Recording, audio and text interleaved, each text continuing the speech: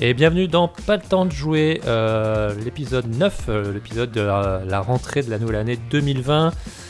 Pas le temps de jouer, c'est quoi ? C'est le podcast des explorateurs du backlog. Voilà, on revient sur plein de jeux qu'on n'a pas eu le temps de jouer, puisque c'est un peu le credo de notre podcast. Écoutez, on se retrouve avec Bruno. Comment tu vas ? Écoute, ça va très bien, et toi ? Ouais, écoute, déjà une première bonne année. Bonne année à toi, déjà. Oui, bonne année, oui. Et bonne année à tous nos auditeurs, pour ceux qui nous écoutent. Une année qui s'annonce quand même plutôt chargée en termes de jeux vidéo. Plutôt, oui. Je sais pas ce que t'en penses, mais cette année s'annonce quand même assez exceptionnelle, je pense. Ouais, comme souvent en fin de génération de consoles, c'est là où on a quand même les projets les plus aboutis et on verra ce que ça donne, mais oui, il y a du lourd, quoi. Ouais, donc en fin d'année, on va avoir normalement la nouvelle Xbox, la nouvelle PS5. On va avoir entre autres Cyberpunk, qui a été d'ailleurs juste repoussé de plusieurs mois d'ailleurs. Ce qui est d'ailleurs petit aparté, parce que c'est l'intro, mais petit aparté, ce qui n'est pas forcément c'est une bonne et à la fois une mauvaise nouvelle, puisque visiblement dans la déclaration, ils ne sont pas gênés de dire, c'est les projects, que pour les développeurs il y aura beaucoup de boulot, donc ça sent le crunch, quoi. C'est clairement annoncé, ils ont annoncé qu'ils avaient 5 mois minimum d'heures supplémentaires en plus. Voilà, donc on va voir ça, on va voir le Resident Evil 3 Remake. Last of Us 2. Last of Us 2, on va avoir le Final Fantasy 7 Remake aussi. Pas mal de remakes, mais il va y avoir du lourd cette année. Je pense que le bilan de 2020... On aura du mal à choisir. Ouais, ça promet. Écoute, avant de jouer à tout ça, puisque c'est pas pour tout de suite, on va nous revenir justement sur les jeux qu'on n'a pas eu le temps de jouer. Tu nous parles de quoi cette semaine ?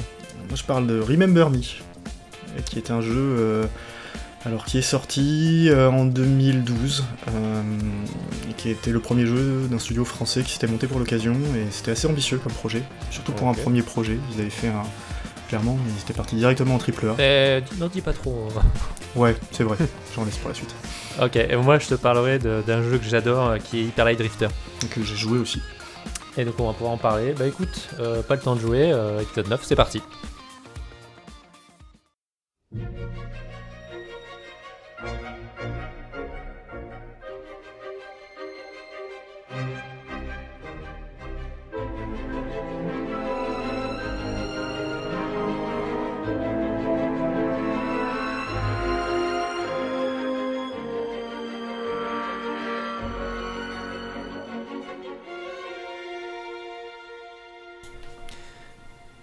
Écoute, alors Bruno, c'est quoi ton premier jeu de l'année 2020 ?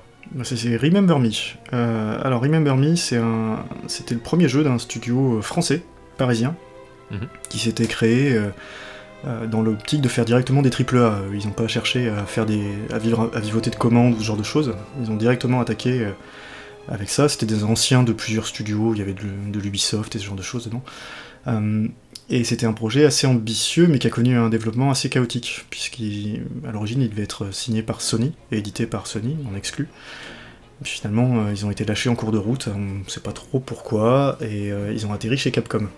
Et t'as pas le dit nom du studio ? C'est Dontnod, pardon, qui depuis a fait la fameuse série des Life is Strange 1 et 2, et qui leur a sauvé la vie, je pense, d'ailleurs. Ah, ça leur a complètement sauvé la vie, puisqu'ils ont failli mourir après Remember Me, d'ailleurs. Ça a failli être leur seul et unique jeu.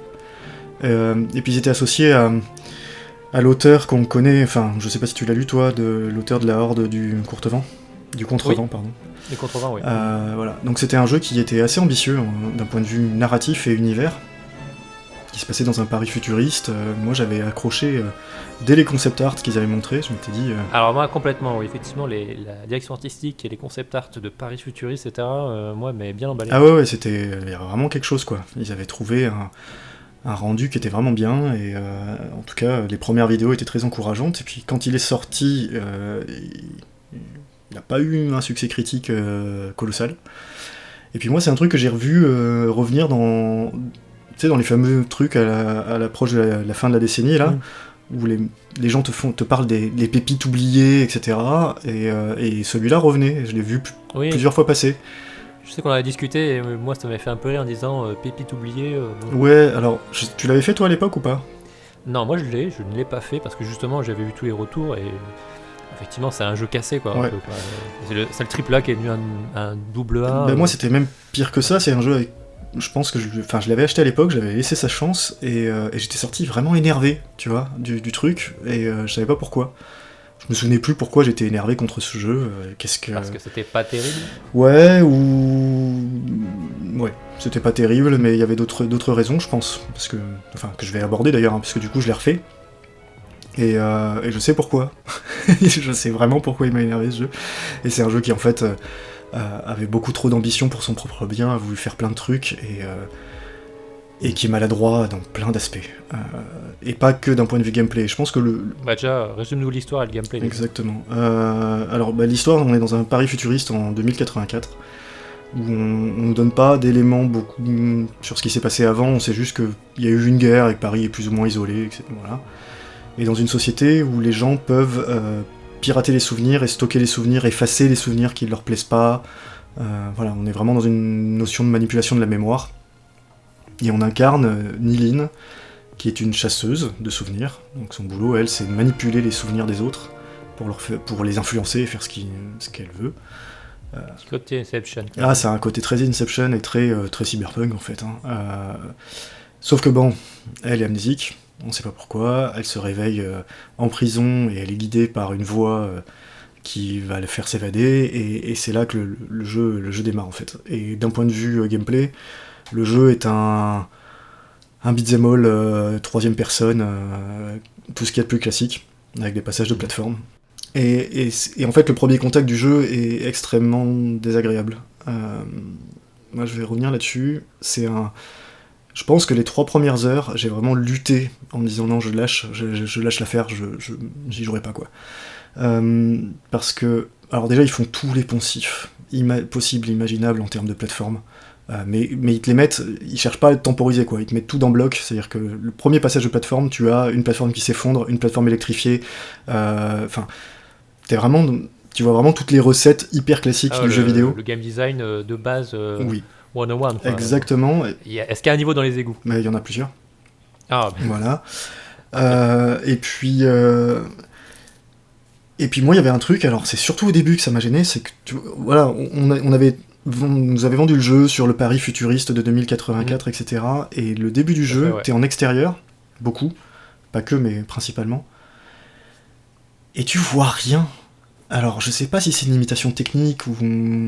Je pense que c'était une limitation technique pour avoir gardé un framerate correct, mais du coup, on a une caméra qui est avec un personnage principal qui est très grand, donc l'image est très tassée, tu vois, et on voit pas le décor. Et moi, j'ai passé mon temps à lutter contre la caméra pour essayer de voir un peu ce que j'avais autour, parce que je voyais en gros le couloir dans lequel j'étais, et tu sens que c'est un peu ouvert, mais tu vois pas. Bah, en même temps, c'est la tradition, le jeu a été produit par Capcom, et chez Capcom, la tradition, c'est que la caméra est toujours confiée aux développeurs alcooliques. Ouais, alors, oui et non, c'est que j'ai compris en avançant dans le jeu pourquoi ils avaient fait ce choix-là. C'est que plus tard dans le jeu, vu que t'es principalement dans des couloirs et dans des bases et ce genre de choses, là la caméra est pas gênante. Mais vraiment, dans les passages en extérieur, tu vois des prémices de décor, tu vois des choses qui se semblent intéressantes, et tu peux pas les observer, elles sont pas mises en valeur. Tu passes vraiment comme un... Tu passes là-dedans sans rien voir, quoi. Et c'est vraiment dommage, et ça c'est un truc qui m'a vraiment frustré. Et puis le début, au final, tu te rends compte que ça va pas être un beat'em all très poussé, quoi. Y a pas grand-chose. T'as quelques combos, je crois. Il y a 4 combos au total dans le jeu. Voilà. Léger, ouais. C'est un peu léger, sachant qu'il te les débloque au fur et à mesure. La dernière, tu l'as, je pense, dans les 2 dernières heures du jeu.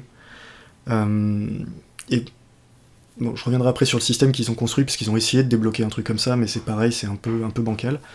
Et les passages de plateforme, tu vois, on retrouve les poncifs exactement de Uncharted, ce genre de choses, où tu dois sauter de plateforme en plateforme, c'est très dirigiste, entre guillemets. Sauf que dans Uncharted, l'élément qui fait... Tu vois les plateformes où tu peux aller et celles où tu peux pas aller, c'est dans le jeu. C'est un code couleur. Voilà. Et puis c'est un code couleur, c'est-à-dire que tu intègres ça dans ton cerveau reptilien, là, que les plateformes jaunes, tu peux y aller. Voilà. Mais du coup, elles sont dans le décor et c'est pas artificiel. Dans Remember Me, tu sais pas. T'as le même tuyau d'un côté ou de l'autre. Il y en a un, tu vas pouvoir aller dessus, pas l'autre. Et... Ah, c'est le syndrome Tintin en Tibet, quoi. C'est ça, et alors ils ont quand même un système pour te le dire. pour les plus jeunes d'entre nous qui n'ont pas connu cette époque merveilleuse des jeux infogrammes sur Mega Drive et Super NES, il y avait eu plein de jeux à l'époque tirés des BD franco-belges, dont Tintin au Tibet, Marsupilami, etc. Avec, en fait, tu ne savais pas si c'était une plateforme, le rocher, ou si c'était un élément du décor. Tu savais même pas ce qui te tuait, ce qui te tuait pas. Voilà. Tu sautais, tu découvrais si tu pouvais tomber dessus ou pas. Voilà. Alors là, pour éviter ça quand même, parce que je pense qu'ils s'en sont un peu rendus compte, tu as un HUD qui t'indique sur quel élément tu peux aller. Mais voilà, du coup, c'est hyper artificiel. C'est-à-dire que tu as vraiment une flèche qui clignote sur l'endroit. Oui, et voilà. Et puis même, je veux dire, au niveau cohérence de l'univers, toi-même en tant qu'humain, tu sais si tu peux t'accrocher à une plateforme ou pas, enfin à un tuyau, un truc comme ça.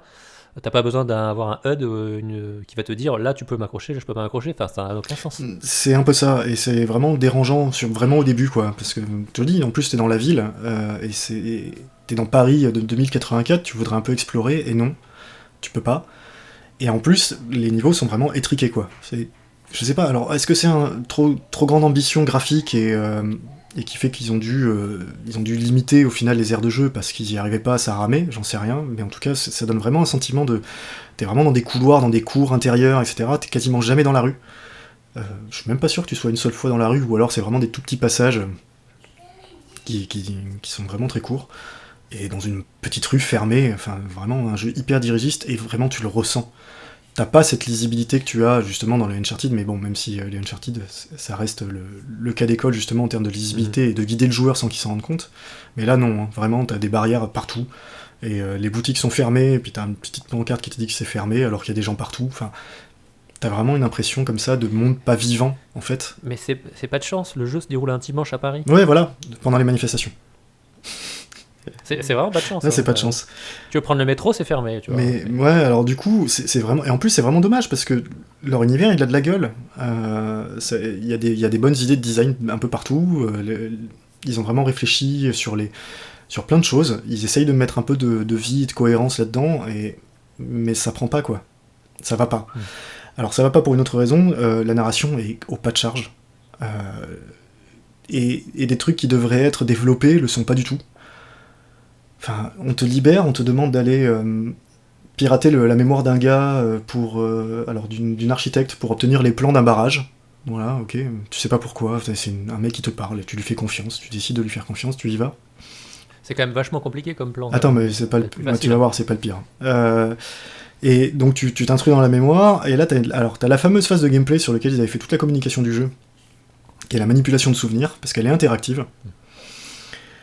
En gros, c'est tu vois le souvenir se dérouler devant tes yeux, dans une espèce de phase avec un côté très stylisé graphiquement, et tu peux rembobiner et intervenir sur quelques éléments clés pour le modifier au fur et à mesure.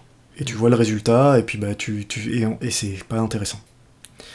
C'est pas intéressant parce qu'en gros t'as quelques possibilités et puis c'est à toi de trouver la bonne combinaison de possibilités pour savoir ce qui déclenche le souvenir tel que tu le veux. Franchement c'est long, ça apporte pas grand chose et voilà, enfin ils ont vendu tout le jeu là-dessus, c'était un peu rude.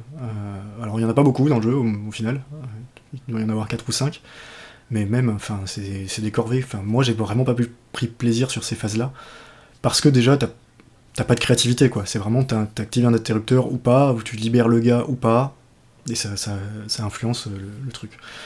Et donc, je reviens à ce que je disais, donc tu récupères les plans, et là, en gros, t'as même pas de cinématique, t'as rien, t'as un nouveau dialogue, on t'explique que le barrage, on a fait péter le barrage, et que ça a inondé quasiment tout Paris, et voilà.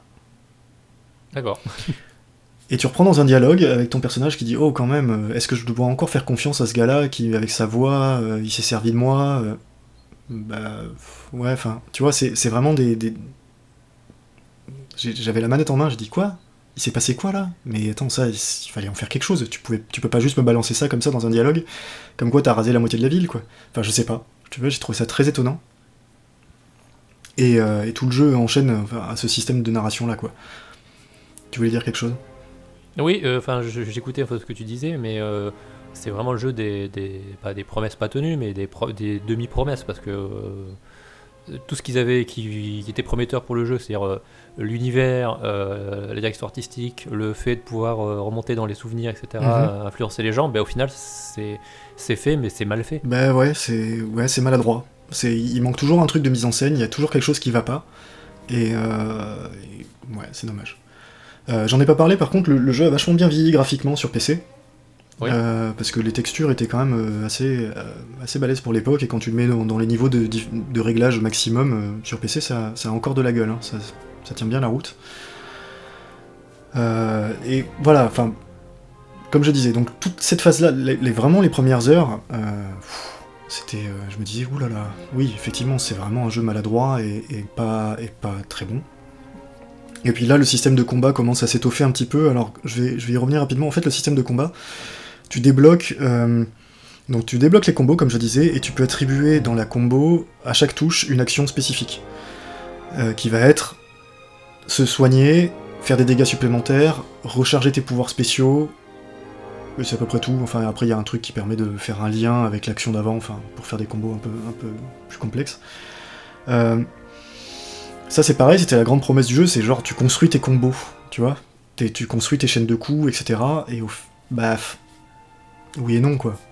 Moi, j'y ai pas touché, j'ai construit le truc, et je suis jamais revenu sur la combinaison que j'avais fait. En gros, j'avais une combo qui me soigne, une combo qui fait des dégâts, et un combo qui fait un peu tout, qui me recharge mon pouvoir spécial, etc.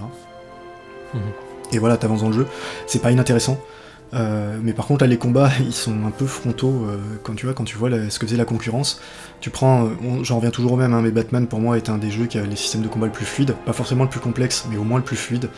Et quand tu sors de ça et que t'arrives sur Remember Me, où en gros il y a pas de contre, donc tu ne peux que esquiver les coups que tu prends.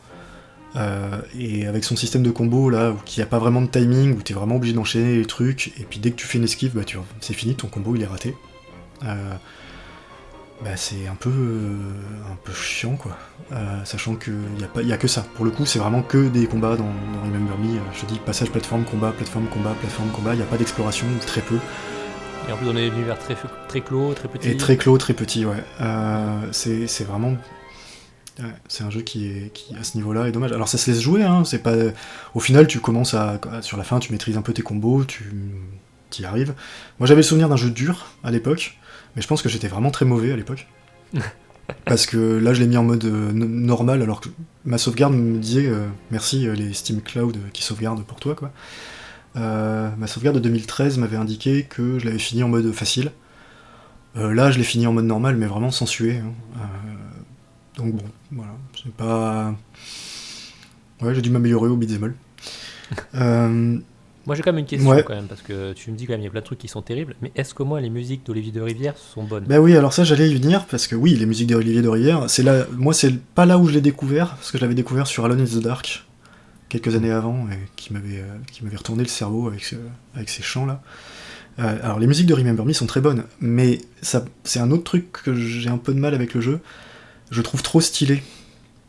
Comment expliquer ? Il y a un côté un peu manga, tu sais, avec des personnages qui sont des gravures de mode, avec des tenues hyper recherchées, etc. Ouais, c'est un jeu de poseur. C'est un peu un jeu de poseur. Alors dans les décors, c'est pas très grave. Il y a des trucs qui sont vraiment très chouettes. Tu vois, les armures des gardes, enfin des flics du futur, franchement, elles ont de la gueule. Le design est vachement sympa et assez original. Mais il y a un effet comme ça où tout est un peu too much. Et les musiques, j'ai beau les adorer en dehors du jeu, dans le jeu, ouais, elles sont bien. Hein. Il a vraiment fait un gros boulot justement sur les glitches, etc.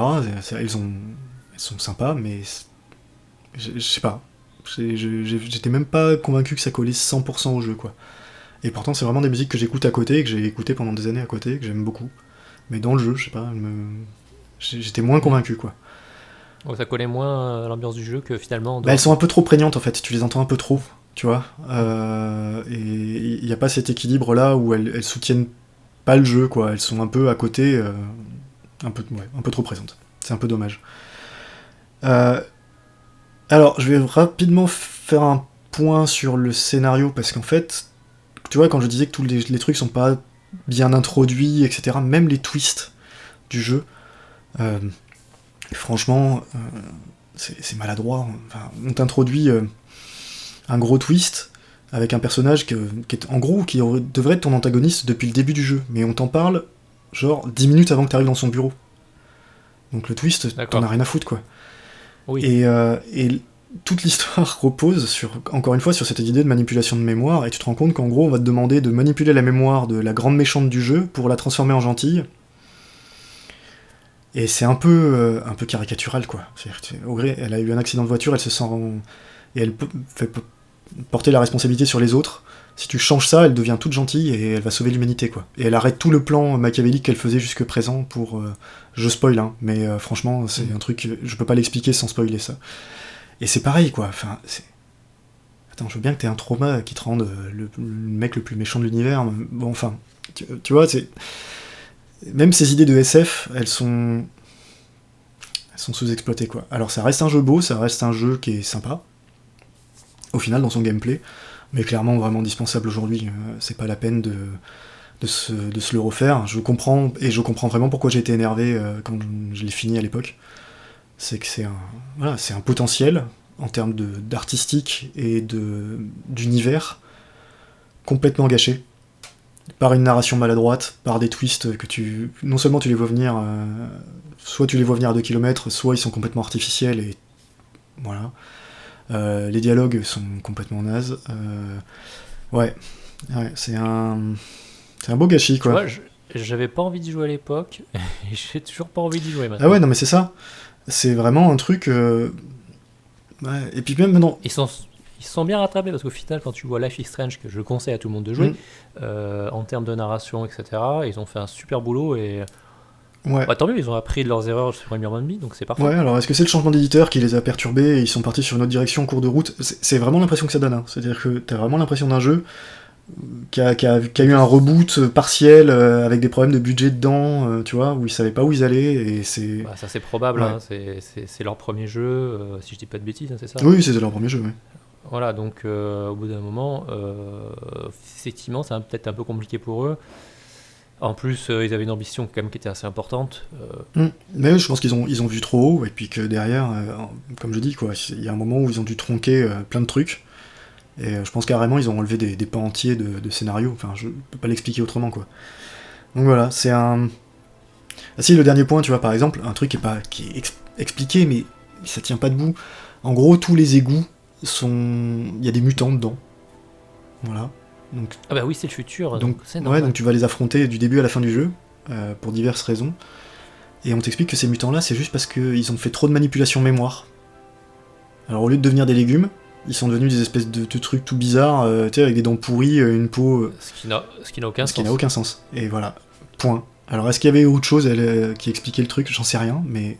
Non, j'avais besoin de placer des ennemis dans un autre environnement que d'habitude, parce que si tu pars sur leur postulat de départ, au final, tu vas affronter que des gens que tu vas essayer de manipuler et qui vont empêcher de le faire. Ah, mais de toute façon, en gros, il y a 2 ennemis dans le jeu. T'as ceux-là. Voilà. T'as... Les humains ou les humains. Ouais, t'as les CRS du futur, et puis t'as les... Non, t'as quelques robots. Les gendarmes mobiles. T'as quelques robots. Et d'ailleurs, tiens, c'est un dernier problème du jeu, les boss. À part 2 robots, mais d'ailleurs, c'est une redite, c'est-à-dire que c'est 2 fois le même combat, avec la même QTE et la même stratégie. Tous les autres boss sont sur la même chose, c'est-à-dire que c'est des boss qui restent en retrait, qui t'envoient des vagues de monstres à la gueule, et toi tu dois utiliser un pouvoir spécial pour les atteindre.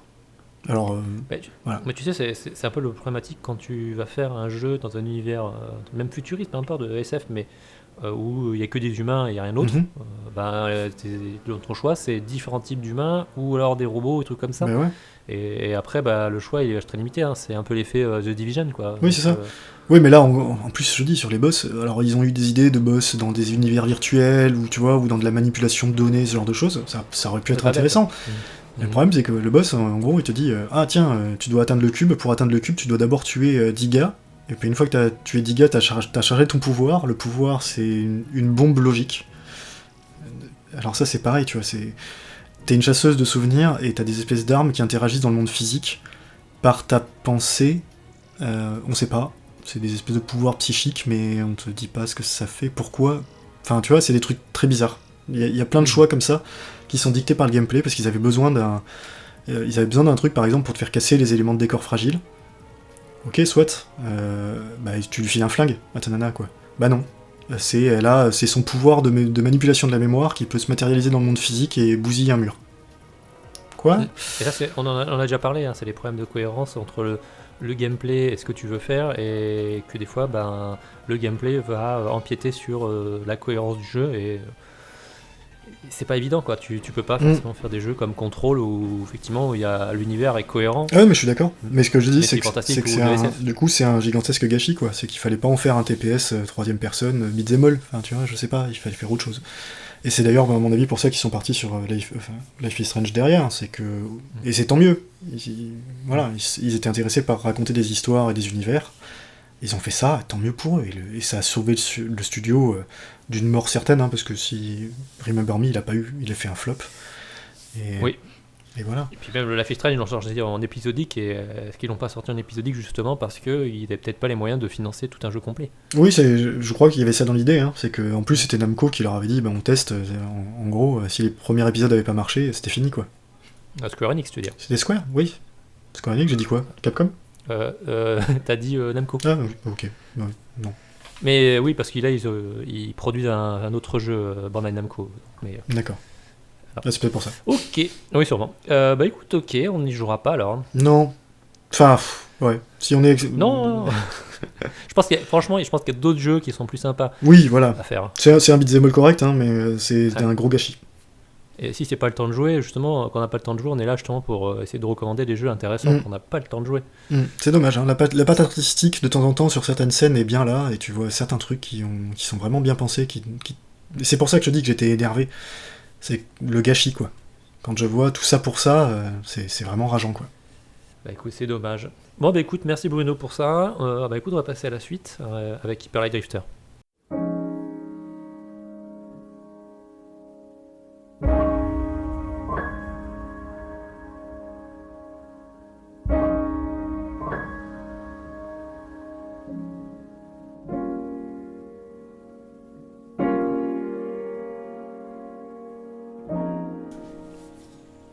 Et alors Thomas, toi tu vas nous parler maintenant d'un jeu qui est un des premiers gros succès de Kickstarter, si ma mémoire est bonne.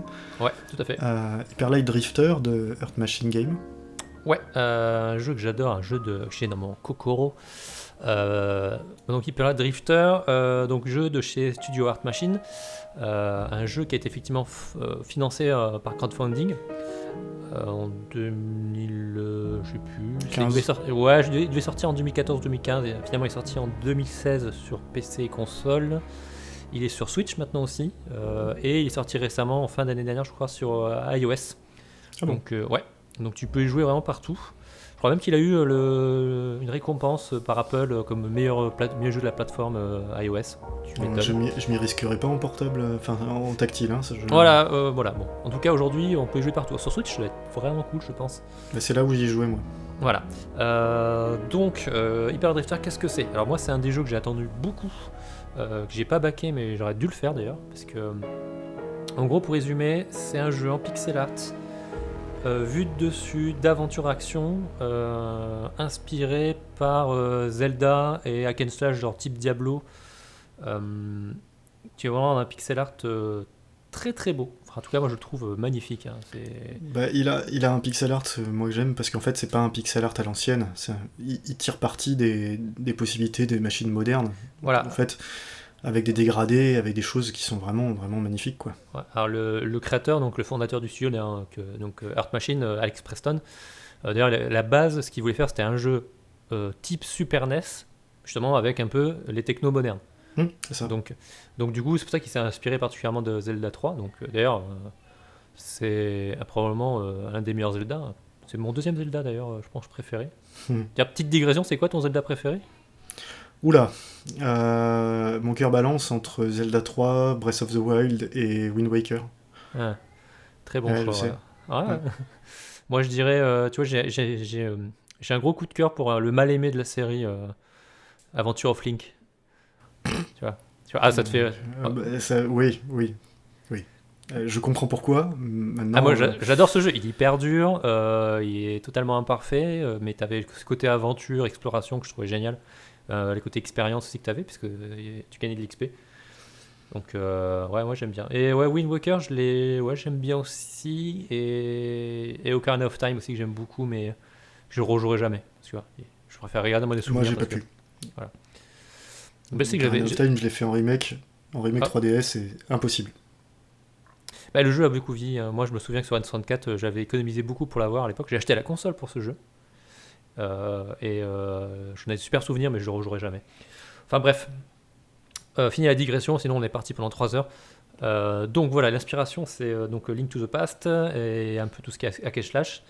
Donc vu de dessus, donc c'est un jeu d'aventure dans lequel qui se passe dans un monde de SF inventé, où Mhm. en gros on joue un personnage qui en fait est malade, qui vomit du sang à droite à gauche tout le temps. Et en fait l'histoire en fait elle est pas racontée, c'est-à-dire qu'il n'y a pas de texte, c'est un jeu sans texte, sans dialogue parlé, il n'y a rien. C'est-à-dire que toute l'histoire est en fait montrée soit via des cinématiques ou par des pictogrammes donnés par les PNJ qu'on peut rencontrer. Donc en fait, chacun peut un peu s'imaginer l'histoire qui s'est passée dans ce monde, qui est un peu un monde post-apocalyptique, on ne sait pas trop ce qui s'est passé.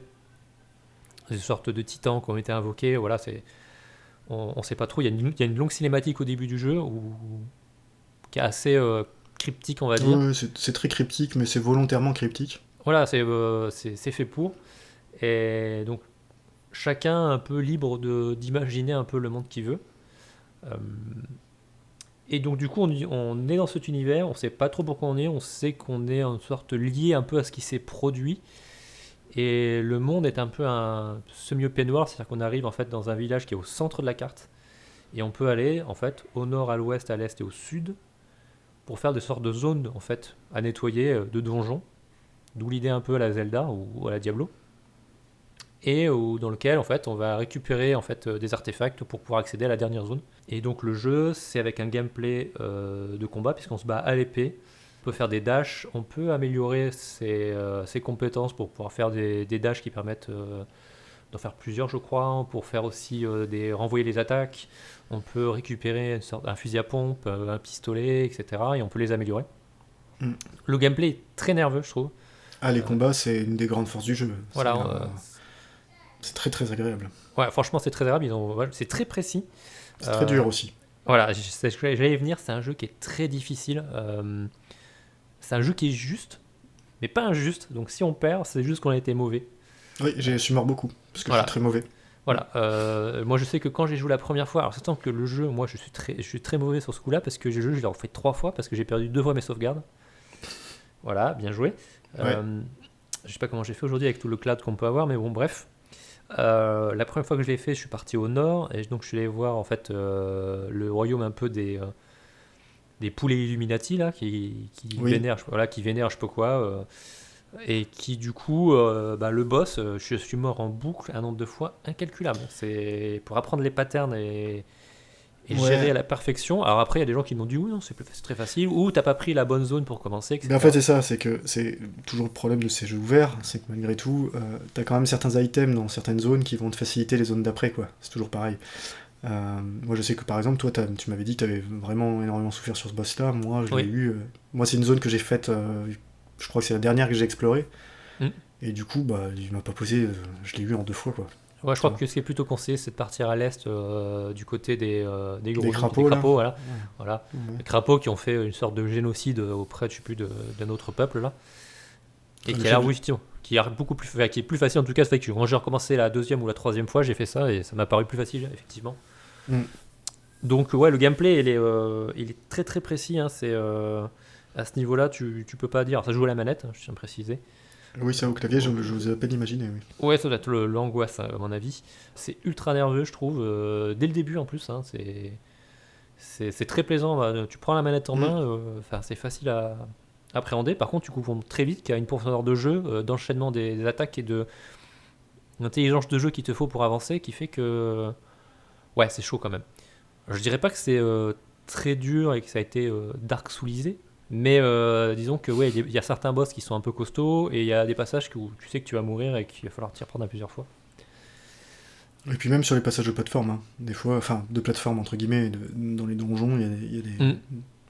simples salles de combat. Oui, il y a des passages, il n'y a pas forcément que des combats, il y a des zones où tu dois passer, où il y a des blocs qui vont tomber ou bouger.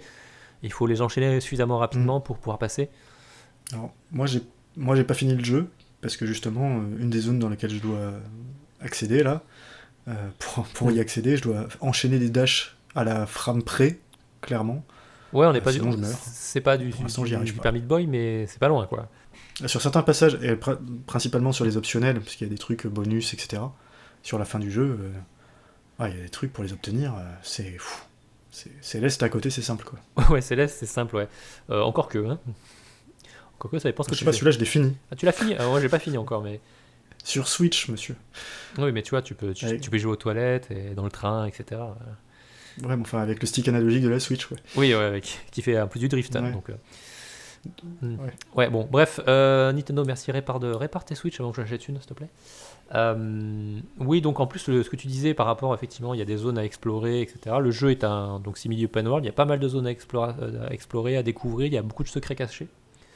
Il y a entre autres, par contre, comme je disais, il n'y a pas de texte. Ceci dit, il y a des dalles et des stèles qui sont avec le langage du jeu, qui est assez cryptique, et j'ai découvert il y a, donc je crois dans peut-être ma deuxième ou troisième partie, que tu pouvais traduire ces textes.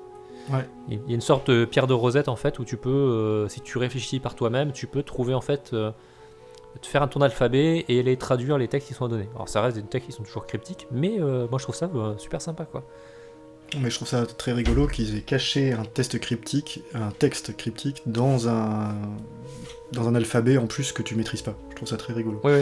Comme truc. Ça c'est vraiment super. Alors petit aussi point de détail, Alex Preston, donc qui a fondé le studio et qui a créé le jeu, il est atteint en fait d'une maladie cardiaque congénitale.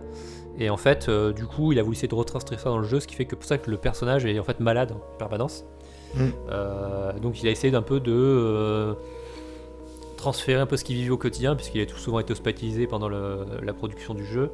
Donc il a essayé de transmettre ça un peu dans l'histoire et dans le personnage. Je trouve ça assez intéressant. Puis d'ailleurs le nom du studio, justement, s'appelle Earth Machine, justement pas pour rien. Après, qu'est-ce que je pourrais dire de plus? C'est que la musique aussi de Disaster Peace, qui est le mec qui a fait la musique de Fez. Très très bonne. Ouais, musique d'ambiance qui est en plus adaptative en fonction de l'endroit où tu te trouves, des combats, etc. Et en fait, c'est un jeu que je trouve assez extraordinaire dans son ambiance, parce que t'es à la fois face à un truc très coloré, et en fait avec des couleurs très saturées au final quand tu regardes. Tout à fait, ouais. Et il y a une espèce de mélancolie qui s'échappe des décors, et il y a vraiment un travail sur les décors et sur le fait que t'es vraiment dans un monde qui a été détruit, quoi, qui revit un peu, mais tu sens les ravages. Il y a vraiment toujours des indices du temps qui passe, des ruines, des trucs cassés, ouais, il y a vraiment, il y a quelque chose, quoi. Il y a vraiment une mélancolie. Ah oui, mais c'est exactement ce que j'allais dire. Au niveau de l'univers, donc la direction artistique est incroyable. Et dans la cinématique du début, tu vois bien qu'il y a eu une catastrophe qui a ravagé en fait l'univers. Tu sais pas pourquoi, tu sais, c'est libre à ton imagination au début. Effectivement, et toi tu arrives en fait après. Mais tu sais pas si c'est genre 20 ans après, 500 ans après, 1000 ans après. Oh, tu sais que ça s'est pas passé hier. Oui, ça s'est pas passé hier, mais... parce qu'effectivement, les titans que tu vois dans la séquence du début, tu les retrouves après, mais ils sont recouverts en fait de plantes, etc. Donc tu vois bien que c'était pas hier.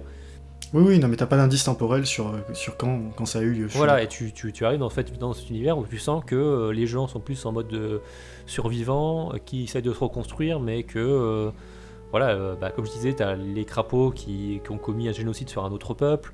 Que l'univers est très dur, et effectivement il y a ce petit côté mélancolie. La musique d'ailleurs colle parfaitement à cette description.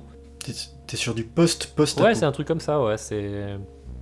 Et je trouve que justement, comme tu dis, le fait que l'univers soit très coloré, effectivement c'est très contrasté.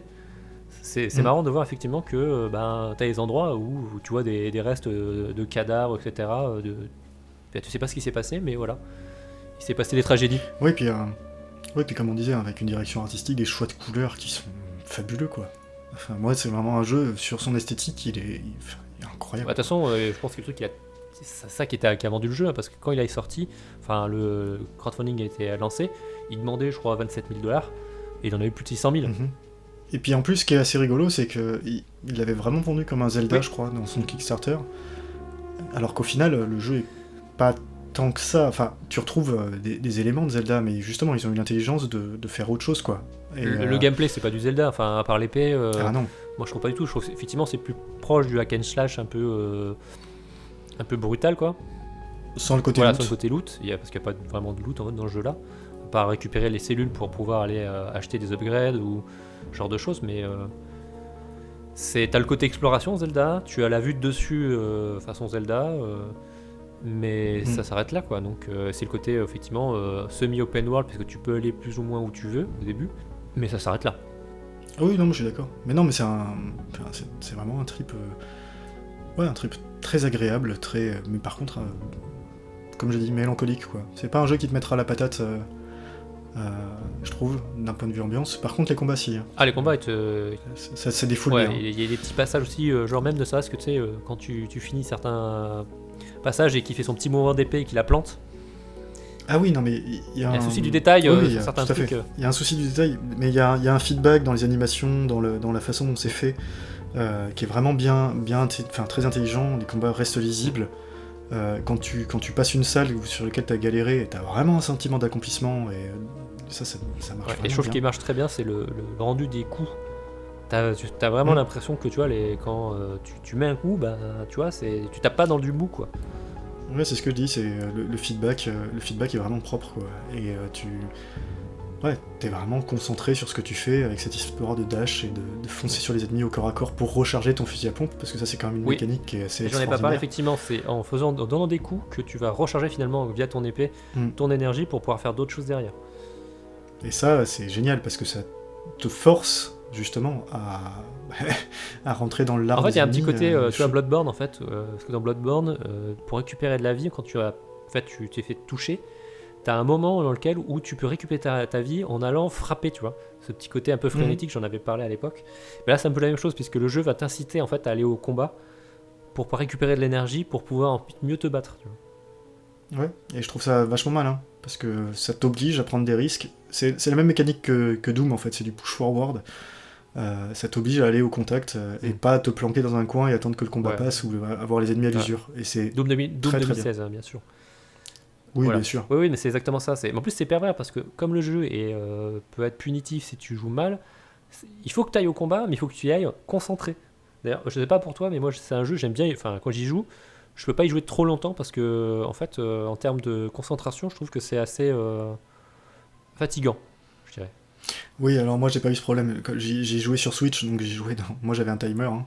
J'étais dans le train, et donc c'était mon trajet quotidien. Et donc forcément, j'avais un quart d'heure, 20 minutes. Pour chaque session, et guère plus. Donc forcément, j'ai jamais fait de longues sessions. Moi je crois que toi il jouait 1h30, 2h, après j'ai envie de passer, passer à autre chose. Bah, comme tous les jeux très exigeants en fait, c'est que forcément t'es concentré et comme tu dis, je crois que t'as 5 points de vie maximum à la fin du jeu. Oui, enfin la vie peut, et au début t'en as 3. Partir en plus, donc Ah bah la vie en 2 secondes, tu peux faire un mauvais enchaînement, te retrouver au mauvais moment, t'as plus de dash, et puis bah tu te prends un coup qui t'amène dans un autre, qui t'amène dans un troisième, et t'es mort, et tu recommences. Ça m'est arrivé un paquet de fois, non, c'est un jeu qui pardonne pas. Et qui heureusement, le chargement est rapide. Hein. Voilà, il a des chargements très rapides, et c'est pas frustrant, tu perds rien quand tu meurs, tu recommences là où t'étais, voilà, c'est pas grave. Oui, ça, à ce niveau-là, le jeu est plutôt sympa, et tu vas pas te retrouver avec un point de passage à lointain et tu vas dire oh non il va falloir que je me retape un quart d'heure pour aller jusqu'au boss. Non, au boss tu meurs devant le boss, tu repars direct et tu renchaînes tout de suite quoi. C'est pas aussi rapide qu'un Céleste mais c'est rapide. Oui, c'est rien de méchant. Non, c'est vraiment un très bon jeu. Moi je le conseille à tout le monde. Il avait été gratuit, il a été gratuit 2 fois je crois sur Twitch, sur l'Epic Games Store. Ouais, sur Twitch aussi il avait été offert il me semble. Donc je pense qu'il doit pas être très cher aujourd'hui. Il doit être une quinzaine d'euros. Déjà il est pas cher de base en plein tarif, donc achetez-le plein tarif. Franchement, pas de problème. Et puis dès qu'il y a des soldes, c'est certain qu'il a un tarif encore plus abordable. Je sais pas, il doit être peut-être à 15 ou 20 euros aujourd'hui. Je sais pas. Je pense qu'il a 15 euros. Je dis des bêtises peut-être, mais il est pas très cher. Donc et surtout par rapport à la qualité du titre, que ce soit en termes d'ambiance, direction artistique, pixel art, musique, gameplay, etc. Enfin, c'est du sans faute. Après, il faut être un peu sensible au pixel art, ce qui n'est pas le cas de tout le monde. Hein. Ah, il y a des gens qui supportent pas la 2D, forcément ça va pas leur plaire, oui, on est d'accord. Mais C'est bien dommage. Oui. Ah oui, non, mais c'est passé à côté de plein de jeux super. Donc, en tout cas, moi, c'est un de mes jeux préférés. En tout cas, j'ai appelé le citer d'ailleurs dans mes jeux préférés des années 2010. Moi, donc voilà, je recommande. Par rapport à Remember Me, il n'y a pas photo. Ah oui, non, si vous avez le choix entre les deux, faut pas hésiter, oui, non, ça c'est clair. Ils sont à peu près au même tarif, hein, je pense, parce que Remember Me hors solde, il doit être bradé déjà. Mais Hyperclave Drifter, oui, c'est 15€ sur Steam, qui est bien investi. Voilà. Et sinon, le prochain jeu du studio, on l'attend là, donc c'est Solar Ash Kingdom, donc le jeu qui sera en 3D, avec une direction artistique aussi qui a l'air magnifique. Par contre, qu'est-ce que ce sera on ne sait pas trop, donc c'est à suivre. Quand ça sortira, on ne sait pas. C'est pareil, c'est un tout petit studio, donc encore que je pense qu'ils ont dû se faire un maximum de blé sur ce coup-là, je pense. J'espère pour, en tout cas. J'espère, je sais pas, tu vois, c'est même... Ok, il a eu un bon succès Kickstarter, etc., mais je sais pas si c'est si bien vendu que ça, parce que c'est quand même une proposition très particulière. Il n'a pas de graphique, nous on l'adore, mais il y a des gens, je pense, qui peuvent y être complètement hermétiques. Ouais, j'en sais rien, je sais pas. Le fait qu'il soit ressorti facilement comme ça sur, tu vois, sur Switch, sur iOS, me fait dire qu'ils ont eu les moyens de faire les portages, etc., mais... Vu qu'il est sorti au début de la Switch... Je pense qu'il a bénéficié aussi des titres indés à l'époque qui cartonnaient, tu sais. Alors je regarde sur Steam Pie, même si c'est plus à jour, etc. À l'époque, il disait que potentiellement il y avait jusqu'à 1 million de possesseurs sur Steam. Ouais. Oui, ça va. Ce qui est bien, hein, franchement, déjà comme terme. Ce qui sous-entend qu'il a pu en vendre facilement de 1 million aussi sur Switch. Parce que la Switch est une console, surtout au début, où les jeux indés... se vendait comme des petits pains, même les développeurs étaient impressionnés. Ah bah oui, j'imagine, je crois qu'il est sorti en 2018 sur Switch, je crois quasiment dans les premiers, donc je pense que c'est ça a dû bien l'aider aussi, donc bon. Parce que je me rappellerai toujours de la Team Meat qui avait dit que Super Meat Boy sur Switch c'était mieux vendu que la version Xbox 360 à l'époque, pour un jeu qui avait 10 ans, enfin c'était... Les mecs en revenaient pas devant leur stats, quoi. Ils disaient il s'est plus vendu en un mois sur Switch qu'en 2 ans sur Xbox, quoi. On revient à ce qu'on disait, on l'avait déjà dit plein de fois, hein, les jeux en fait ne se vendent plus forcément le mois de la sortie. Hein. Des fois c'est des longs sellers et avec les ressorties. C'est l'avantage des boutiques virtuelles. Avant, t'avais les rayons des boutiques étaient limités, donc c'était toujours les dernières sorties qui prenaient la place. Et aujourd'hui, sur Steam, tu peux avoir 10 ans de catalogue et c'est pas un problème. Des jeux qui marchent très bien, tant que le jeu marche sur les PC. Qu'il n'a pas d'incompatibilité avec une nouvelle version de Windows et ce genre de choses, je vois pas pourquoi. Arrêtez de le vendre. Tout à fait. Et tant mieux. Bon bref, voilà, tout ça pour dire que c'est un super jeu, achetez-le, c'est bien. Oui, voilà. D'accord. C'est un très bon jeu. Allez, on va passer la rubrique à part ça. Fight, humiliation, excellent, holy shit. Bon, c'est la rubrique à part ça, là où on parle un peu de tout et de rien, on fait des petits débats, où on donne nos coups de cœur, nos coups de gueule. Alors ce mois-ci, je vais dire cette semaine, pas du tout, mais ce mois-ci, Bruno, de quoi tu vas nous parler ? Je vais parler d'une rumeur là qu'on a vue il y a quelques temps, cette semaine d'ailleurs, pas il y a quelques temps, que j'ai même retweeté sur le compte Pas le temps de jouer, sur la probable sortie de Horizon Dawn Zero sur PC. Donc ça veut dire que Sony porterait sur le PC une de ses plus grosses licences, parce que clairement Horizon Dawn Zero c'est une de leurs nouvelles IP prometteuses, et je suis très étonné par cela. Alors moi tu sais, en fait j'ai réfléchi et en fait je me dis que ça me paraît juste logique, puisqu'en fait on va avoir sur PC Death Stranding, et Death Stranding utilise le moteur de chez Guerrilla, moteur utilisé pour Horizon, donc c'est pas débile. Alors c'est déjà. D'un point de vue technique peut-être, mais d'un point de vue vente, je suis très étonné par ce mouvement, quoi. Ah, moi je trouve que c'est très intelligent de la part de Sony. Enfin, Microsoft le fait déjà depuis toujours. Bon, après Microsoft, c'est le monde du PC, c'est naturel, mais je vois pas effectivement pourquoi Sony se priverait de vente, sachant qu'il y a beaucoup de monde qui aimerait jouer à Uncharted ou à Bloodborne sur PC. Oui. Mais je sais pas, parce qu'à l'annonce d'une nouvelle console, je suis très étonné. Encore une fois, Sony, comme tu dis, Microsoft, ils ont un intérêt historique dans le PC. Ils gagnent de l'argent sur le PC, ça leur fait des utilisateurs en plus. Sony, eux, ils ont pas de billes dans le PC. Alors oui, vendre quelques copies en plus du jeu, mais si ça vampirise... parce que, clairement, regarde, moi je suis typiquement le joueur, la seule chose qui me ferait acheter une PS4, c'est les exclus de la PS4. Si demain ils me sortent les exclus sur PC avec des prix inférieurs, parce que techniquement, les jeux à 70 balles sur PC, ça se vend pas, je vois plus de raison d'aller investir dans une PS4 ou une PS5. Oui, mais est-ce que faut pas oublier qu'aujourd'hui, Sony ou Microsoft fait de l'argent sur les jeux et pas sur la vente des consoles. Bah, ils font de la vente sur les jeux, mais surtout, principalement, sur les royalties que sont obligés de payer les autres studios pour ressortir leurs jeux sur leur console. Ouais, mais pour moi, ça me paraît pas délirant aujourd'hui où les consoles sont globalement des PC, ni plus ni moins, hein, et je pense que la PS5 ou la future Xbox sera du même style. D'ailleurs, tu vois, et en plus j'allais dire, la Xbox, je sais même pas comment ça s'appelle la nouvelle Xbox, puisque Xbox One Series X... C'est Xbox Series X. Ouais, tu vois, c'est incompréhensible. En fait, elle s'appelle Xbox. Oui, elle s'appelle Xbox, mais tu vois, pourquoi il n'a pas appelé Xbox 4 ou Xbox 5 ? Bref, bon, autre débat. Oui. Mais non, ouais, dans mon esprit, ça me paraît logique. Après, effectivement, s'ils annoncent un Uncharted 5 sur PS5 et le sortir en même temps sur PC, en même temps de la sortie de la PS5, c'est un peu dommage. Parce que ouais. il faut faire vendre la console, donc il faut avoir des exclus. Après, si c'était pour ressortir des jeux qui sont sortis sur PS4 il y a quelques temps, tu vois, genre Rockstar avec Red Dead ou GTA, ils ont tout compris, quoi. Ils ont sorti leur jeu sur console, ils ont attendu un an, et puis hop, ils te sortent le jeu sur PC, et il y a des gens qui ont racheté 2 fois le jeu. Pour y jouer en 4K. Oui, voilà. Alors il suffisait de le prendre sur Stadia. Non, j'arrête. Moi, Alors, on va pas parler de Stadia, c'est bon. Mais tu vois, par exemple, un Bloodborne, moi, je suis ultra fan de ce jeu-là, mais il rame sur PS4 Pro. Voilà. Pouvoir y jouer sur PC en 4K à 60 FPS, tu vois, je dis pas non. Hein. Oui, non, mais je cas particulier, ceci dit. Non, mais je suis d'accord avec toi, mais c'est le cas sur beaucoup de jeux et beaucoup d'exclus, hein, à part les Naughty Dog, les jeux, la plupart du temps, ils rament. Hein. Et encore, Naughty Dog, tu prends Last of Us, il ramait sur PS3. Et bon, je serais pas contre avoir des jeux avec le confort d'utilisation du PC en général. En plus, c'est quand même un peu mieux qu'une console. Le jeu est installé sur ton disque dur, les temps de chargement sont plus rapides.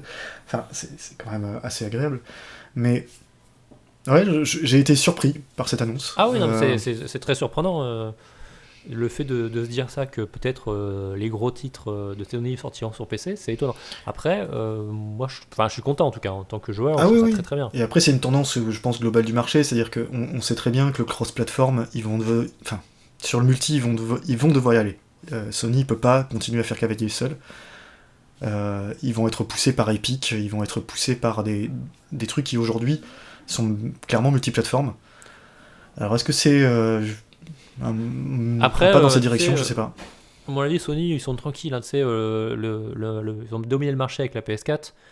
Ils annoncent une PS5 rétro-compatible. Moi, je suis pas très inquiet pour eux au niveau de la domination qu'ils vont avoir. Hein. Alors, je suis pas inquiet là-dessus, mais je maintiens, il y a quand même quelque chose qui est en train de se passer, quoi. Je sais pas. Entre que Epic demande à corps et à cri le multiplateforme, au moins sur le multijoueur pour Fortnite.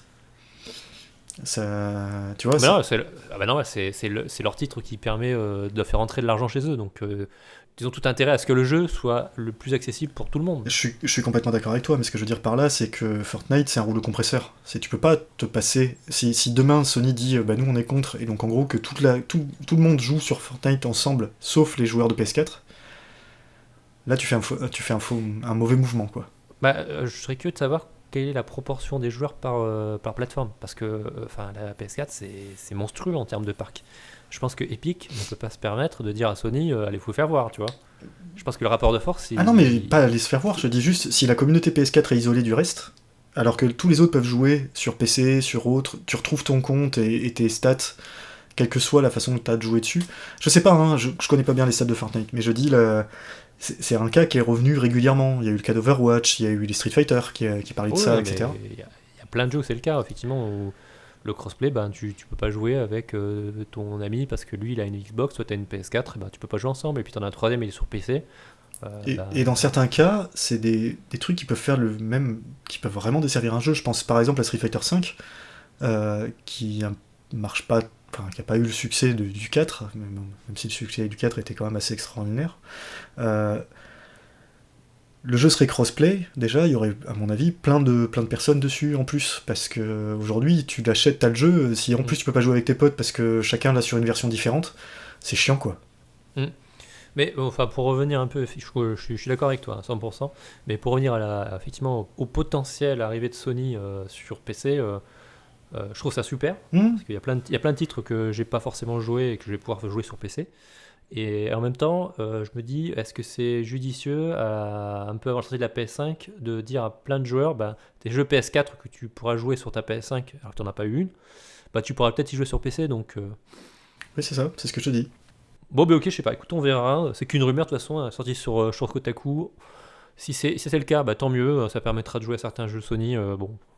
Certaines exclus, on verra ce qu'ils nous sortent. Oui, et puis moi, ça ne fait que délayer. Enfin, rajouter un peu de délai à mon achat de PS4, donc ça va, tout va bien. Ouais, peut-être qu'ils vont mieux attendre la PS5 maintenant du coup. Ok, écoute, je sais pas, on verra. Donc moi j'ai un sujet un peu trollesque. Non. Mais que je vais pas troller, mais qui en fait est un jeu quand même très sérieux. Je voulais parler de Star Citizen. Mais tu n'y es pas joué. Oui, mais non plus, mais je vais pas parler du jeu en lui-même en temps de gameplay, etc. Je veux surtout parler de la news qui est sortie donc courant janvier. Mm-hmm. Puisque donc Star Citizen, pour ceux qui ne le savent pas, c'est un jeu développé par Cloud Imperium Game depuis 2011. Ouais. Il y a un Kickstarter qui est lancé. Donc c'est Chris Roberts, pour ceux qui ne connaissent pas, pour les plus jeunes, qui est en fait le créateur des Wing Commander. Donc qui a décidé en fait de faire une suite spirituelle à sa saga.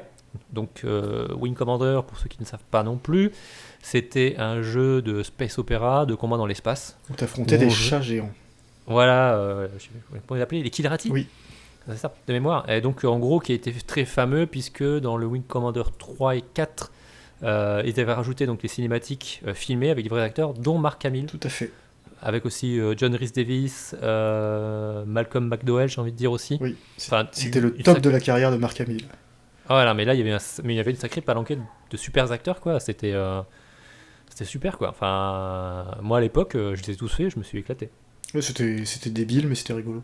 Ouais, c'est ça, mais à l'époque, tu étais content, tu disais, waouh, c'est Luke Skywalker, quoi. Enfin, 4 CD-ROM. Et 4 CD, ouais, voilà. Et donc, du coup, il a voulu lancer en fait une suite spirituelle, il a fait un Kickstarter en 2011. Et donc, le jeu est en développement depuis 9 ans. Et l'info en fait qui me fait un peu réagir ce mois-ci, c'est une information qui est sortie puisque Star Citizen était censé être développé sous le Crytek Engine, c'est Crytek. Et en fait, Crytek et CIG étaient donc en fait en début de procès puisqu'en fait le contrat permettant l'utilisation du moteur 3D du Crytek Engine n'était pas respecté.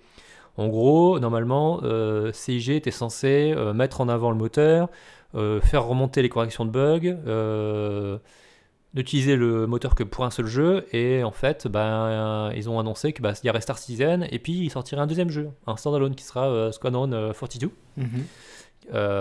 Et là, du coup, les mecs de chez Crytek, ils ont dit vous êtes bien gentils, mais le contrat d'utilisation du moteur, il n'est pas prévu comme ça, et puis en plus, vous n'avez pas respecté quasiment toutes les clauses. Donc ça va se finir au procès. Sachant qu'en plus Crytek était au creux de la vague financière, voilà. Ils savaient même pas s'ils allaient survivre 4 mois à l'époque. Voilà, donc ils vont pas très très bien. Et du coup, là on a appris que finalement le procès n'aurait pas lieu, et on a appris plein de choses intéressantes dans les papiers qui ont été fournis puisqu'ils sont publics. Et on a appris entre autres que déjà, Star Citizen qui avait dû normalement changer de moteur pour pouvoir garantir la sortie des deux jeux, puisqu'il n'avait pas le droit de faire deux jeux avec le même moteur, en fait ça s'est jamais produit. Ils n'ont jamais changé de moteur, ça s'est passé sur le Lumberyard. Qui est un dérivé du CryEngine. Voilà. Finalement, apparemment, ils n'ont pas du tout fait un switch de moteur, alors que CIG s'était bien vanté à l'époque de dire mais si le développement prend du temps, c'est parce qu'on change de moteur et donc forcément il faut redévelopper tout. Visiblement c'était faux. Partie, ouais. Voilà, Squadron 42 qui devait être un standalone, finalement il semblerait qu'il sera intégré dans Star Citizen. Donc pour tous les backers qui ont payé pour acheter le jeu, etc., pour eux c'est un peu l'arnaque, puisque du coup ils ont payé pour un truc qui sera dans le jeu d'origine. Sachant qu'en théorie il devait sortir en 2016. Voilà, donc moi ce qui me fait réagir, c'est pas le temps le jeu en lui-même, c'est plutôt tout le développement qui est autour, qui en fait... ça pue la merde quand même depuis l'origine. Hein. Et moi, c'est ça qui me fait halluciner parce que là, c'est les derniers déboires et les dernières révélations qui sont en date. Mais on a appris par le passé que le développement était chaotique par des développeurs qui ont un peu fuité dans la presse ou qui sont partis, qui n'ont pas hésité à balancer. Entre autres, que là, Chris Roberts, il fait l'inspecteur des travaux finis, il passe après tous les développeurs pour dire non, mais le vaisseau, je préfère comme ça, je préfère comme ci. Donc rien n'avance. Sa femme, apparemment, aussi serait assez horrible avec les employés. L'argent serait plus ou moins bien dépensé, plutôt mal, a priori. Puisque certains n'ont pas hésité à dire que ils savent faire du trailer, etc. Mais par contre, pour vendre et finalement faire le contenu, ça avance pas. Ce que je dirais, c'est que le jeu a commencé en 2011, même s'il y a eu un gros Kickstarter, et Kickstarter a apporté plusieurs centaines de millions de dollars. Alors pas le Kickstarter directement, mais oui, aujourd'hui ils en sont à plus de 300 millions de budget. Ouais, le crowdfunding, lui, est autour de 250 millions, voire un peu plus maintenant, et ils ont aussi récolté des fonds par des investisseurs extérieurs. Non, donc, il y avait un truc qui m'avait fait réagir, alors ça date déjà de quelques années, j'avais lu ça dans une interview où ils expliquaient entre autres leur retard en disant oui mais vous comprenez par exemple, on est sur plusieurs studios, alors du coup on s'est pas mis d'accord sur les échelles des modèles 3D. Le mec expliquait ça vraiment calmement dans une interview en disant ouais vous vous rendez compte, du coup on a dû tout refaire. Et moi je disais ça, et je me dis de mon côté, alors je suis un peu développeur, c'est un peu mon métier, et je me dis mais attendez les gars, ça veut dire que vous avez plusieurs studios qui bossent en parallèle sur des trucs, et vous avez même pas été foutus de vous mettre d'accord au départ sur un truc aussi basique que quelle unité on utilise. Je suis resté complètement abasourdi par ce genre de truc. C'est typiquement le genre d'info quand tu la lis, tu dis ok, il y a un vrai problème de management, obligatoirement, il y a un problème de communication, et il fallait pas le faire comme ça, il y a un truc vraiment qui va pas. Alors j'espère pour eux qu'ils ont corrigé depuis, je pense. Oui, bien sûr. Il y a plein de trucs qui ne vont pas, tu vois. Moi, il y a un truc qui me choque parce que moi aussi, je suis de formation développeur comme toi, même si aujourd'hui, c'est plus mon métier au quotidien. Par exemple, aujourd'hui, le jeu, il est en 3.0. Je suis désolé. Oui, alpha, mais je veux dire, l'utilisation du 3.0, dans l'inconscient collectif, quand tu n'es pas développeur, quand tu as 1.0, 2.0, ça veut dire que le jeu est fini, tu vois. C'est une release. Et là, ils utilisent en fait une numérotation en fait pour désigner des alphas, et une alpha pour bien situé pour les gens qui n'auraient pas forcément la connaissance, c'est vraiment le prototypage du jeu, quoi. C'est ultra buggé, y a rien, on est même pas, tu vois, dans la bêta. Et encore, une bêta en termes de développement, c'est en gros les fonctionnalités sont présentes, mais rien n'est débugué. On parle même pas de bêta comme aujourd'hui se fait, où globalement les éditeurs sortent des jeux en disant c'est une bêta, vous allez dire en open bêta, alors que le jeu en fait globalement est fini, et ils s'en servent comme un argument marketing pour faire jouer au jeu un peu en avance. Là, on utilise une numérotation en fait pour une alpha. Je trouve ça déjà moi un peu d'un point de vue marketing, c'est un peu du mensonge, quoi. Totalement même, je trouve. Non, mais oui, après je suis d'accord. Bon, après les versions, chacun est libre de faire ce qu'il veut avec. Oui, il n'y a pas de normes. Oui, bien sûr. Et il suffit de voir qu'on est sur la version 70 ou 80 de Chrome, je sais même plus, pour se rendre compte qu'il y a de toute façon un problème à ce niveau-là.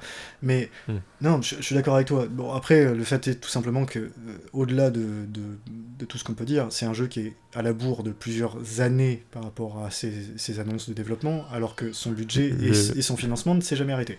Voilà, je vais dire, le jeu devait sortir en 2014. Oui. Nous sommes en 2020 et le jeu est toujours en alpha. C'est ça. C'est rien que ça pose un problème.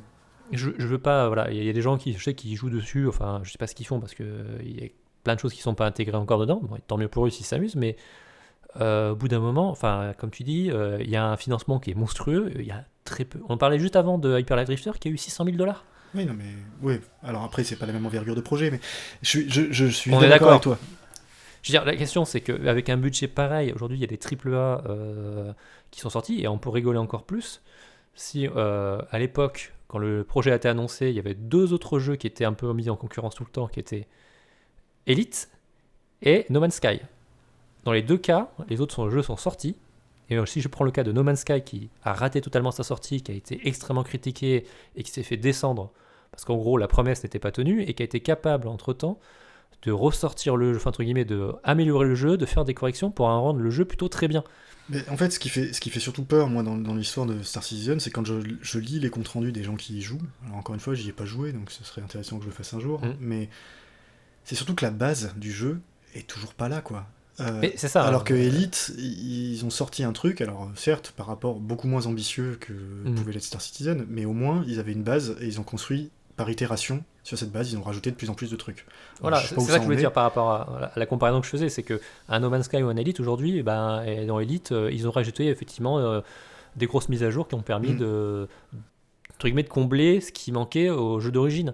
Alors que là, on est pratiquement 9 ans après le début du développement de Star Citizen, et ils sont encore en train d'intégrer les trucs de base. Et moi, quand je vois des streamers y jouer, etc., le jeu, on voit bien que putain, c'est fait encore à la truelle. Hein. Il y a des trucs qui sont assez beaux, etc., machin, mais... Voilà, il y a vraiment des trucs très très beaux et qui donnent vraiment envie. Ça, je suis d'accord. C'est prometteur. Mais pour l'instant, c'est pas où...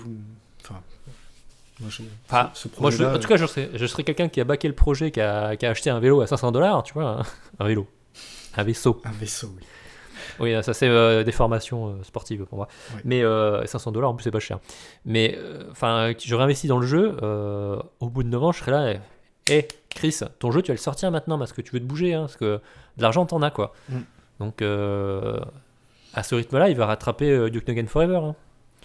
Mais il doit pas en être loin en fait. Mais alors j'avais regardé, je crois que Duke Nukem, je crois que c'est 13 ou 15 ans. Ouais, c'est 13 ans, je crois, de dev. Donc c'est très long. Hein. Mais il y a d'autres jeux comme ça, tu pourrais prendre Last Guardian, etc., où les jeux ils ont mis 7, 8, 9 ans à sortir. Attends, là on est quand même déjà à 9 ans. Attends, j'ai pas lu un truc où il disait que Squadron 42 justement était repoussé à 2021 ? Tout à fait, oui, j'allais le dire en plus, tu vois. Donc voilà, il devait sortir en 2016. Oui, non mais... c'est le jeu, quand le jour où il sera fini, je pense que ce sera peut-être un très bon jeu, on sait pas, on pourra peut-être le voir à ce moment-là. Mais à ce rythme-là, on est encore en alpha, quoi. S'il y a des gens qui ont, je serais curieux, s'il y en a, ils viennent sur notre Twitter et qui nous disent un peu, moi je veux pas taper sur le jeu pour dire c'est de la merde, etc. Mais en termes de développement, c'est pas très bon signe, quoi. Donc j'espère que le jeu sortira définitivement. Mais quand j'apprends, le coup du moteur 3D, que finalement ils ont jamais changé de moteur, a priori. Oui, c'est ça, c'est que ça met quand même des doutes sur l'honnêteté derrière de la démarche, et c'est ça qui est toujours gênant, quoi. C'est quand déjà t'as un projet qui est enlisé dans un cycle de développement très long, avec des trucs un peu, pas très encourageants qui sortent, et toujours des problèmes techniques majeurs sur les releases, et qu'en plus t'apprends que derrière ils magouillent comme ça pour de la communication. Voilà, c'est pas bon pour votre image, et c'est pas bon pour c'est pas bon pour ce qu'on attend du jeu, quoi. Voilà, mais c'est ça, parce que ça fait des années effectivement qu'il y a des actualités qui sortent sur le studio et qui me font dire que le développement se passe très mal et qu'en plus ils sont pas forcément honnêtes avec les joueurs. À un moment, tu peux te poser vraiment les questions en disant est-ce que légitimement ce projet va aboutir un jour ou l'autre, et que les 300 millions vont pas disparaître dans la nature dans un truc où il restera une vieille bêta peut-être jamais finie, quoi. C'est ça. Donc, bref, une affaire à suivre. Oui, au long terme. Au long terme, on verra, on en reparlera peut-être dans 5 ans, dans l'épisode 72 de Pas le temps de jouer. C'est ça. Bon, écoute, je crois que c'est tout. Hein. Oui, c'est tout. C'est pas mal. Ouais. Écoute, on va s'arrêter là pour ce mois-ci. Mois prochain, février, je sais pas encore à quoi je vais jouer. J'ai des idées déjà pour un peu plus tard, pour mars. Mais mois prochain, je sais pas. Je sais pas encore exactement non plus, pour être honnête. J'ai un gros backlog, mais là, c'est vrai que le début d'année était un peu chargé en termes de boulot. J'ai pas pu beaucoup jouer, donc j'étais bien content de parler d'Hyper Light Drifter. Mais je t'avoue que j'ai pas mal de jeux encore sous le coude à faire. Moi, j'ai découvert une liste merveilleuse, dynamique sur la nouvelle version de Steam qui s'appelle Les jeux que je n'ai pas lancés. Ah, mais très bien, c'est vrai qu'il y a ça. Et quand je suis allé dedans, il y a des jeux, je savais même pas qu'ils existaient en fait. Merci les Humble Bundle. Il y a des trucs, je sais même pas. Voilà. Donc je vais voir. Je vais aller piocher là-dedans, je verrai bien, je trouverai un truc. Il faut que j'aille faire un tour aussi dans mon Epic Game Store ou dans mon Twitch, où pareil, j'ai plein de jeux gratuits que j'ai eu, j'ai jamais lancé. Et puis des jeux aussi qui sont encore sous plastique, sous blister là, sur PS4, il faudrait que je regarde un peu ce que j'ai, quoi. Bon bref, écoute, merci Bruno à toi. On se retrouve le mois prochain. Pour tous ceux qui veulent nous suivre, vous pouvez nous retrouver sur Twitter. Dans le tweet, c'est PLTDJ_podcast. Donc voilà, il y aura peut-être même une chaîne YouTube, qui sait, peut-être un jour. Oui. genre, l'annonce, c'est genre, bientôt il y aura peut-être ça. Non, mais, oui, parce que je parlerai des jeux que tu me refuses, que je chronique, parce qu'ils sont pas assez intéressants. Ah non, mais c'est bon, on va pas faire que des vieilles daubes des années 2000, hein, c'est bon. Hein. Faut c'est pas ma faute, mon PC est pas assez puissant pour jouer à des jeux de 2015. Voilà, donc on va ouvrir aussi un Tipeee pour pouvoir financer une carte graphique pour Bruno. Non, le Tipeee, non, on va pas le faire tout de suite, non, ça sert à rien. Non, puis surtout, voilà, nous on fait ça pour le plaisir, donc c'est pas pour récupérer de l'argent. Et en plus, on a assez de jeux à jouer, c'est pas pour en peine de rajouter encore des jeux. Mais c'est ça, faire. J'ai déjà 200 jeux que je n'ai pas lancés et qui attendent que ça. Bref, merci à tous, merci à nos auditeurs. On se retrouve au mois prochain. Merci Bruno, à plus. Merci toi, salut.